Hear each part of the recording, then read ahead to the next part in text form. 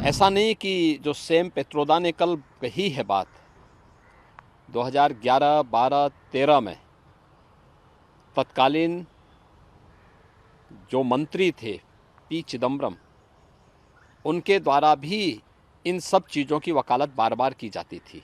कांग्रेस जिसने देश के संसाधनों को लगभग 60-65 वर्षों तक लूटा, अब उसकी नीयत लोगों की, आम जनता की संपत्ति पर लगी हुई है। आम जनता की संपत्ति पर लगे होने के कारण ही अब वह इस विरासत टैक्स की बात कर रहा है। इसको बांटेगा उन लोगों को जो घुसपैठिए हैं। वह देश की कीमत पर राजनीति इन्होंने पहले से ही करते रहे हैं और विरासत टैक्स उसी का हिस्सा है। सैम पित्रोदा ने कांग्रेस की उसी मंशा को उजागर करने का एक प्रयास किया। विरासत टैक्स के आधार पर पूरे देश को तबाह करना चाहते हैं। देश के प्रति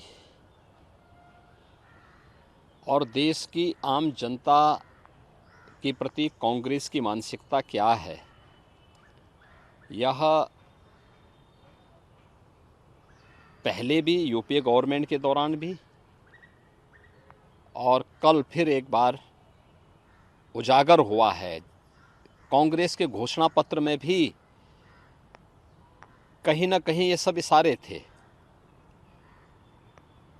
ऐसा नहीं कि जो सैम पित्रोदा ने कल कही है बात 2011, 12, 13 में तत्कालीन जो मंत्री थे पी चिदम्बरम, उनके द्वारा भी इन सब चीज़ों की वकालत बार बार की जाती थी।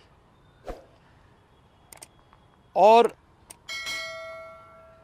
कांग्रेस जिसने देश के संसाधनों को लगभग 60-65 वर्षों तक लूटा, अब उसकी नीयत लोगों की, आम जनता की संपत्ति पर लगी हुई है और आम जनता की संपत्ति पर लगे होने के कारण ही अब वह इस विरासत टैक्स की बात कर रहा है और फिर इसको बांटेगा उन लोगों को जो घुसपैठिए हैं।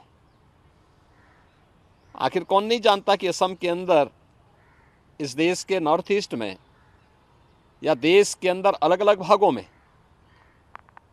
जो करोड़ों की संख्या में घुसपैठी आए हैं, रोहिंग्या आए हैं, इनके पीछे तो कांग्रेस का ही वोट बैंक की पॉलिसी है। तो वह देश की कीमत पर राजनीति इन्होंने पहले से ही करते रहे हैं और विरासत टैक्स उसी का हिस्सा है। एक तरफ ये आम जनता को टैक्स लाद करके तबाह करेंगे, उनकी संपत्तियों को जबरन अपने कब्जे में लेंगे और फिर उन घुसपैठियों को, उन लोगों को देंगे जो लोग, जिनका भारत से कोई संबंध नहीं है।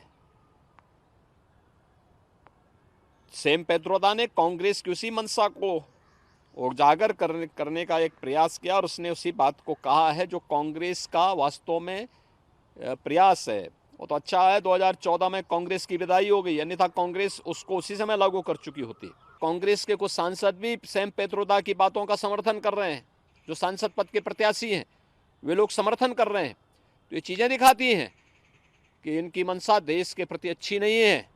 अनुसूचित जाति, जनजाति और पिछड़ी जाति के लोगों को मिले हुए संवैधानिक अधिकारों से ये लोग वंचित करना चाहते हैं। उनके अधिकारों को जबरन ये लोग लूटना चाहते हैं और दूसरा विरासत टैक्स के आधार पर पूरे देश को तबाह करना चाहते हैं। तो इन दोनों के प्रति देश को सतर्क रहना होगा, आम जनमानस को सतर्क रहना होगा और कांग्रेस और इंडी गठबंधन के लोगों के इन मंसूबों को पूरी तरह खारिज करने के लिए लोकतांत्रिक अधिकार का अपना सही उपयोग करना होगा।